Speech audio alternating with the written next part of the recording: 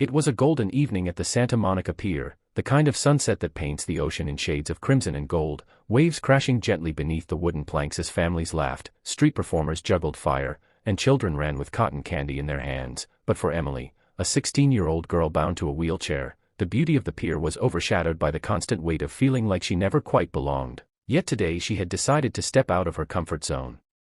Rolling forward with her younger brother Daniel, who was only 10 but full of unshakable loyalty toward his sister, his tiny hand often clutching the handles of her chair as if to remind her that she was never alone, though deep inside Emily still fought against the shadows of insecurity that came from years of stares, whispers, and cruel words from strangers. As the two of them moved closer to the edge of the pier where the Ferris wheel spun majestically against the horizon, a group of older teenagers leaned against the railing, their laughter sharp and unkind, their energy reckless and dangerous, and when their eyes fell on Emily, that laughter twisted into something darker, one of them nudging the other before stepping forward with a smirk that could chill anyone's blood. "Move, cripple," the boy sneered, his voice dripping with cruelty, and before Emily could react, before Daniel could shield her, the boy kicked the side of her wheelchair hard enough to jolt her entire body, the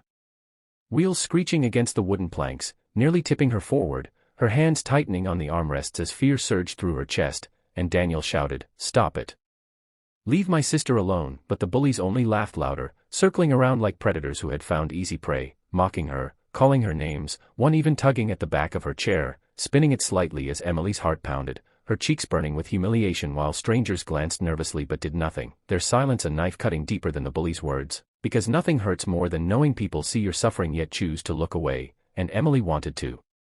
scream, to vanish, to escape this nightmare unfolding beneath the fading sun, but her body was trapped, her voice caught in her throat, her brother's small fists useless against the older teens who towered above him, and just when it felt like despair was going to consume her, the air shifted, the ground itself seemed to tremble, and the distant thunder of engines rolled across the pier like an oncoming storm. Heads turned, eyes widened, and then they appeared, dozens of motorcycles roaring in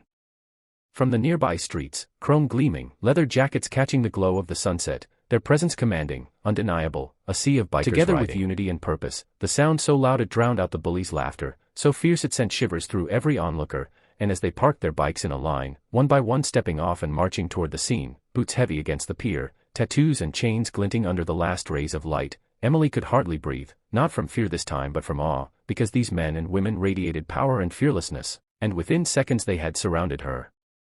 forming a protective wall of leather and steel, a circle that cut off the bullies' path, their massive frames casting long shadows across the wooden planks, and silence fell, broken only by the rumble of idling engines and the crash of waves below, as the leader of the bikers, a tall man with a scar across his cheek and eyes that burned with a fire Emily had never seen, stepped forward and looked the bullies dead in the eyes, his voice deep, steady, carrying the weight of command when he said, "You think you're tough kicking around a little girl in a wheelchair?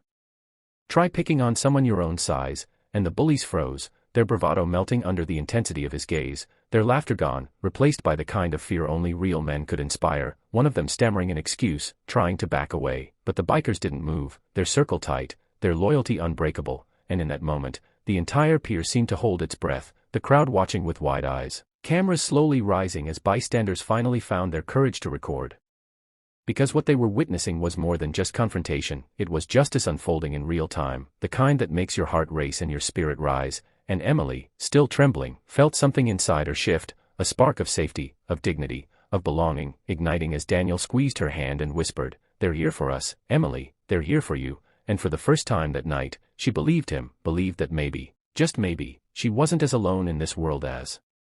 she had always thought, and as the bikers closed in tighter, the bullies realized their game was over, though the story of what happened next would stretch far beyond the pier, reaching into hearts and screens around the world, but in that moment, as the sun dipped beneath the horizon and the pier lights flickered on, Emily found her breath again, her voice trembling but strong enough to whisper to herself, "Thank you," not just to the bikers but to the universe for reminding her that heroes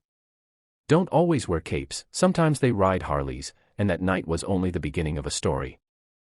she would never forget, a story that would remind millions watching to stand up, to care, to protect those who cannot protect themselves, and if you're hearing this story now, if you believe in kindness, in courage, in the power of unity, then don't forget to subscribe to this channel, share this video, and let the world know that good people still exist, because stories like this are not just told, they are lived, and every time you share them, you become part of the change that makes the world better for people like Emily, for people like Daniel, and maybe even for someone you love too.